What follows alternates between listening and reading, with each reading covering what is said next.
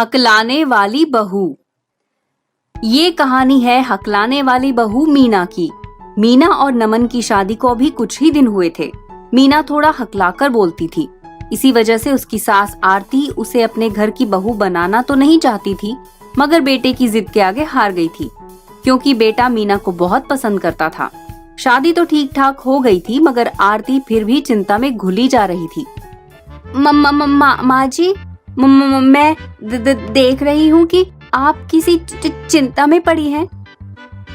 चिंता तो सच्ची है, बहू अकलाती है और दादी सास बात बात पर ताव खाती है।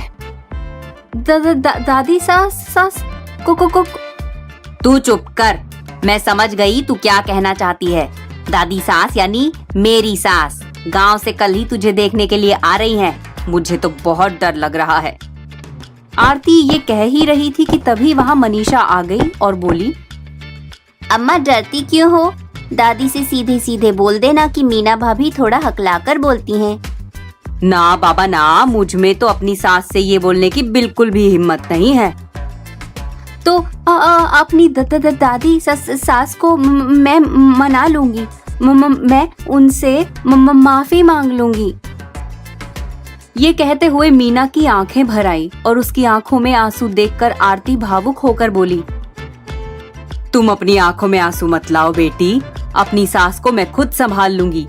वैसे भी वो कौन सा महीना भर रुकने वाली है, एक रात रुककर अगले दिन चली जाएगी। अगले दिन आरती की सास आने वाली थी। आरती अपनी बहू मीना को समझाते हुए, देख बहू, जब माँ जी। मीना के ये पूछने पर आरती उसकी बात का जवाब देते हुए बोली, वो ये कि वो जो भी तुमसे पूछे उन बातों के जवाब सिर हिलाकर ही देना, जबान पर तो ताला ही लगा कर रखना। मैं उनसे कह दूंगी कि बहू ने मौन व्रत रखा है, इसलिए बोल नहीं सकती, समझी? बस बस, जबान पर और जोर मत दे, मुझे मालूम है कि तू समझ गई। अगले दिन मीना की दादी सास आई तो सब सावधान होकर उसकी सेवा सत्कार में जुट गए।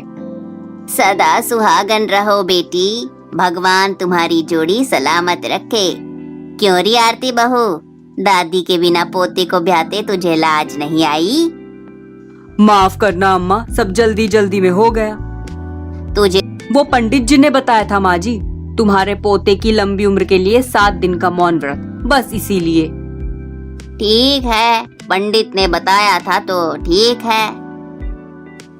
कुछ देर तक शारदा और आरती इसी तरह बातें करती रही और इतने में मीना और सीमा दोनों ने मिलकर खाना तैयार कर दिया। दादी, अब खाना खा लो।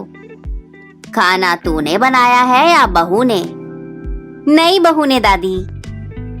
फिर तो चल देखूं तो बहू रसोई बनाने का कितना हुनर रखती है।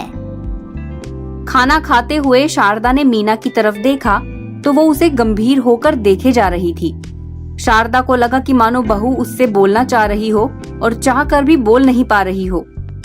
शारदा बहू का ये रूप देखकर बोली, बहू ऐसे क्या देख रही हो बेटी, मन में कुछ हो तो खुलकर बोलो। अरे नहीं माँ जी, बहू के मन में ऐसा कुछ नहीं है, ये तो बस आपको कोई भ्रम ही हो गया है। पर बहू को देखकर तो ऐसा लग रहा है कि किसी ने जबरदस्ती इसकी जबान पर ताला जड़ दिया हो। नहीं माँ जी, ऐसा कुछ नहीं है। क्यों बहू, मैं सच कह रही हूँ ना।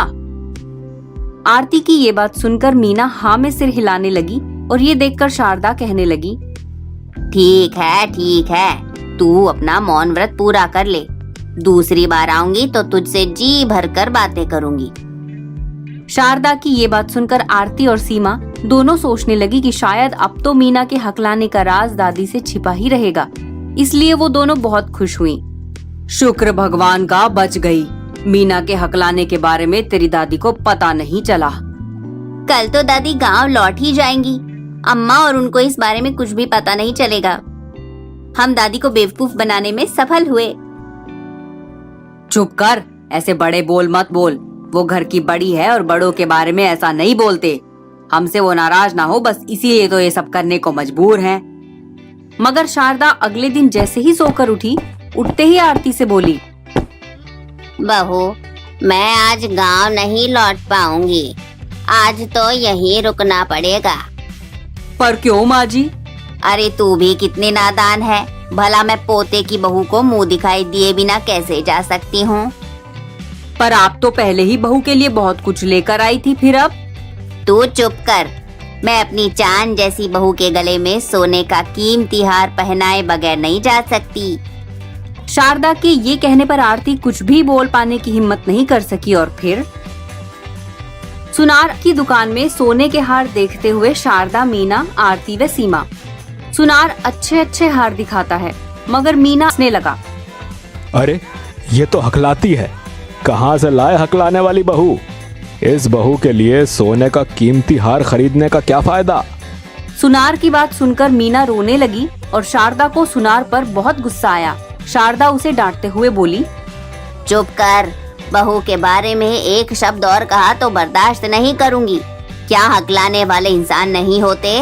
कोई ना कोई खामी हर किसी में होती है। अगर इसकी जगह तुम्हारी अपनी बेटी होती तो क्या ऐसे हंसता? ये सुनकर सुनार का सिर जमीन में गड़ गया और फिर शारदा आरती को डांटने लगी। और तुम बहू, तुम भी कसूरवार हो। तुम्हें मुझसे ये छिपाने की क्या जरूरत थी कि बहू हकलाती है? बता देती तो क्या मैं तुझे और इसे घर से निकाल देती? मुझे माफ कर दो माँ जी, मैं डर गई थी। इस तरह शारदा के सामने मीना के हकलाने का राज खुल जाता है और वो नाराज होने के बजाय उसे खुशी खुशी गले से लगा लेती है।